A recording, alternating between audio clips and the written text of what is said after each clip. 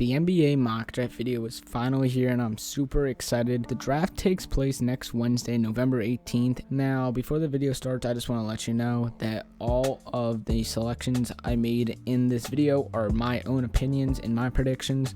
Obviously, most of them aren't going to happen. Some of them might, but this is just what I think is going to happen. All the teams' rosters for this video are what they currently are before the offseason trades and free agent signings, so keep that in mind. And let's start this video right away. So with the first overall pick in this year's draft, I have the Minnesota Timberwolves selecting Anthony Edwards out of Georgia. Edwards is a 6'5" shooting guard. He's 19 years old and averaged nearly 20 points a game in his time at Georgia. He shot the ball 40% from the field and 30% from three, which isn't amazing, but he gets the job done. He puts out 3 assists a game, 5 rebounds a game, and nearly 2 steals a game. It's hard to say that stats really do justice for this kid's play style, but I think he is definitely one of the best players in the entire draft. And not only that, but he's a really, really good defender as well. I think him alongside D'Angelo Russell in their backcourt will be phenomenal. And I see a lot of comparisons all over that Edwards' playstyle is just like Bradley Beal, but I think he's going to be better than Bradley Beal. I think he is more athletic than Beal, and his three-point shot isn't as great, but there's definitely room for improvement there. And yeah, so yesterday I did make a video saying that the Timberwolves might be interested in a trade with Chris Paul. Like I said, I'm not going to be doing trades this video, but who knows what can happen. And yeah, so the Minnesota Timberwolves are going to pick Anthony Edwards with their first pick in the draft, and I think he's going to be a great fit in Minnesota. The Golden State Warriors have the second overall pick in the draft, and I think they're going to select James Wiseman from Memphis. Wiseman is a 7'1" center, 240 pounds, and he is just a beast on the glass and scoring down low.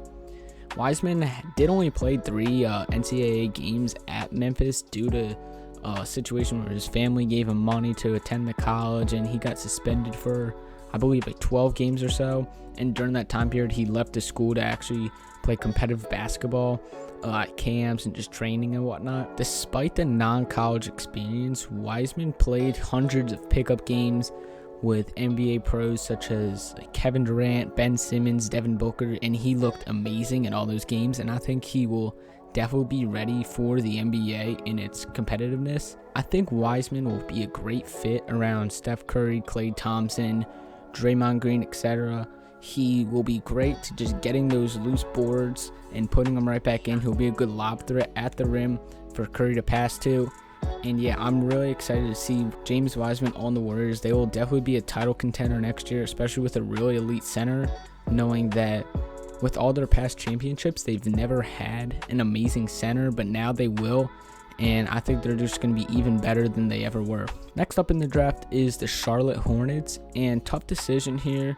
I have them taking LaMelo Ball. Ball is arguably one of the best point guards in the draft, but that could really be said about any player. He's 6'7", he dominated high school ball, and he looked really good overseas, and I think he is really ready for the NBA. And the Charlotte Hornets will have a great pick in him. The Hornets aren't known to be the most exciting and fun to watch team in the NBA, so I think picking up Ball in this year's draft will bring a brand new feel to the Spectrum Center where the Hornets play. Not only is he a flashy player and can shoot the ball really well, his passing and rebounding skills are very elite for a guard. So he reminds me of Russell Westbrook, passing, shooting, and rebounding wise. Westbrook's not the most consistent shooter, nor is LaMelo Ball, but I think they both play very similarly. They're both freakishly athletic, and I'm really excited to see what LaMelo Ball can do for the Hornets. During his 12 games that Ball played in the NBL, he averaged 17 points, 7 assists, and 8 rebounds to go along with 2 steals a game. He did all of that while shooting a pretty bad 37% from the field and terrible 25% from 3. Obviously, Ball has a lot of improvement on making his game a lot more consistent, but I think his ceiling is incredibly high. Mikal Bridges, PJ Washington will have a lot of fun catching those lobs and passing lobs to LaMelo Ball. The Chicago Bulls have the 4th overall pick in this draft, and I see them selecting Obi Toppin out of Dayton. The Bulls are in need of wing players, despite their team paying a combined $41 million between Thaddeus Young and Otto Porter. I think they really need to step it up on the wing position. Obviously, we get glimpses of Otto Porter looking like he's worth the $28 million that he is paid, but the dude really just can't stay healthy. So yeah, that's why I have them selecting Obi Toppin with their 4th overall pick. Obi Toppin can really score the ball in the mid-range / paint area. He can block all the shots he wants. He can chase after loose balls on the glass, and he could throw down some crazy dunks whenever he wants to. 17 points per game on 65% from the field and 42% for 3. Over his past 2 years at Dayton really makes the scouts love his dominance down low and on the perimeter. There aren't many better options in this draft at the forward position, and Obi Toppin will definitely be the answer that the Chicago Bulls need, and you can count my word for that. With the 5th pick in the 2020 NBA draft, I have the Cleveland Cavaliers selecting Danny Avdija. Sorry if I'm pronouncing his name wrong. I don't really know exactly how to pronounce the guy's name quite yet, but we will definitely learn sooner than later. I think that this will give a lot more options to Colin Sexton and Darius Garland to dish the ball to. Avdija classes as a shooting guard, but he could definitely run the small forward position this season for the Cavaliers. He's 6'8", 220 pounds, and he is just a gifted all-around player. In the 2019 McCabe Tel Aviv U18 League, the kid averaged 25 points a game, 7 assists, 12 rebounds, 2 blocks, and 2 steals. If that's not impressive, then I don't know what is. One of his biggest strengths that gets overlooked upon a lot of scouts is his great passing IQ and the ability to find the open man. Denny's game reminds me a lot of how rookie Dario Saric played on the Sixers, and hopefully that's what the Cavs can get, a player like that to run alongside Kevin Love also in the front court. And I think a good signing for the Cavs in Denny Avdija could possibly push them to a playoff spot in the East next year. The Atlanta Hawks have the 6th pick in this draft, and it was a tough decision between a couple players, but I have them selecting Isaac Okoro. The reason is Okoro is by far one of the best 3-and-D players in the entire draft, and we all know Trae Young is known to be one of the worst, if not the worst, defensive player in the entire NBA. While Kevin Huerter is not a bad starting shooting guard for this young Atlanta Hawks team, the defense in the backcourt is just not there. Isaac Okoro can lock down most players on the college level at least. We don't know exactly about the NBA, but he could definitely bring it. And he can shoot the skin off the basketball. Auburn was lucky to have such a skilled player last year for their organization, and I think that the Atlanta Hawks will love to draft Isaac Okoro with the 6th overall pick to run with their young team and star point guard Trae Young. Detroit has the next pick in the draft, and again, I was stuck between multiple point guards, but I have them selecting Theo Maladin. Maladin is a 6'5" point guard out of France who is incredible at his position. He averaged 11 points a game to go along with 7 assists throughout his 2019-20 season in the ASVEL Basketball League, which was played overseas. Maladin currently looks like the best fit for the Detroit Pistons.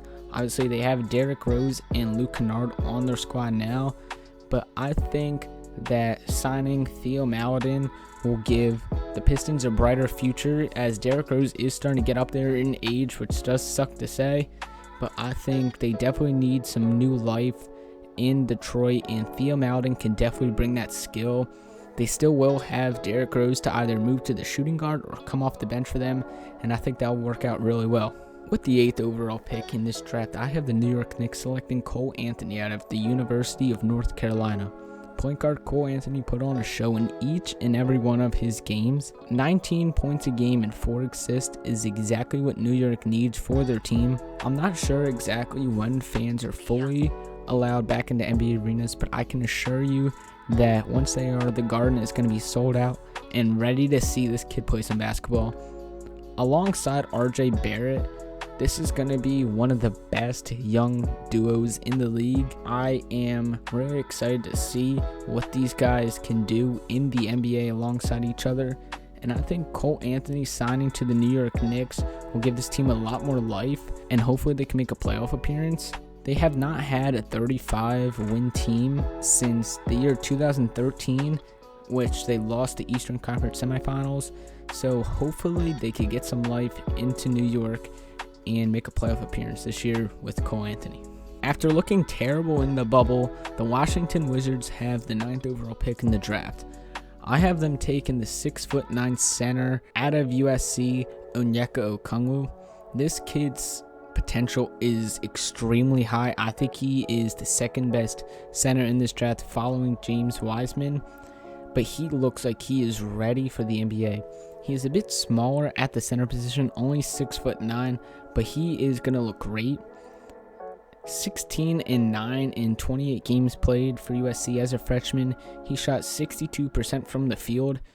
Washington is expected to have multiple-time All-Star John Wall back for the 2020-2021 season and have Beal alongside of him, who put up 30 points a game last season. Currently, Thomas Bryant is their starting center, but I think the Wizards would love to have Onyeka Okongwu to be that finisher at the rim, a more athletic big than Bryant and Mo Wagner. Onyeka reminds me a lot of Montrezl Harrell. They have similar play styles, and I look forward to seeing him play in the nation's capital. The Phoenix Suns looked amazing in the bubble after going 8-0, missing the playoffs sadly, but they proved to the world that they are ready to play and compete for a playoff spot next season. All-Star Devin Booker and soon-to-be All-Star DeAndre Ayton are one of the best young duos in the game. I really like the Suns' young core, but I think they are missing that star point guard that they need, and I think Tyrese Halliburton is their answer. Halliburton can get the starting position and Ricky Rubio move to the bench, and I think that would be a perfect scenario for them. Halliburton played 2 seasons at Iowa State and looked great.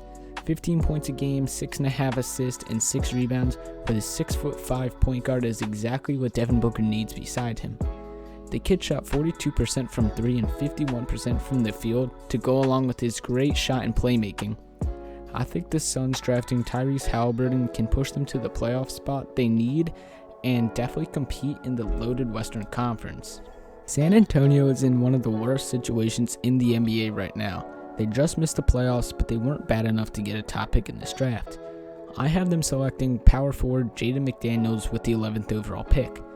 LaMarcus Aldridge is currently their starting point guard, but he's slowly starting to fall off in the NBA. I think it's time for the Spurs to hit the rebuild mark and tank.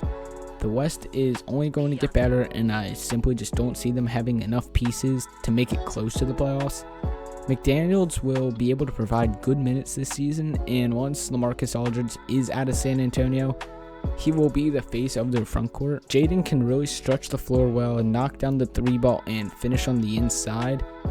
His mid-range shot is also very deadly, as he shot 52% from the mid-range last season. McDaniels reminds me of a younger LaMarcus Aldridge, ironically enough, and I think he could get that great leadership from the veteran this upcoming NBA season. Another team that's in a really bad situation right now in the NBA are the Sacramento Kings. They looked very mediocre their past couple of seasons, despite having Buddy Hield, De'Aaron Fox, and Marvin Bagley.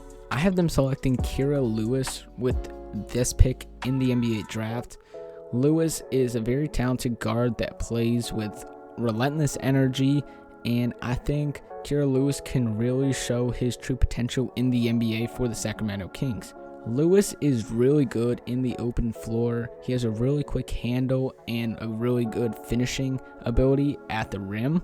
He's 6'3" and has a really strong athletic build. And he gets comparisons to De'Aaron Fox, who could be his future teammate if the Kings make this selection with their first-round draft pick this year.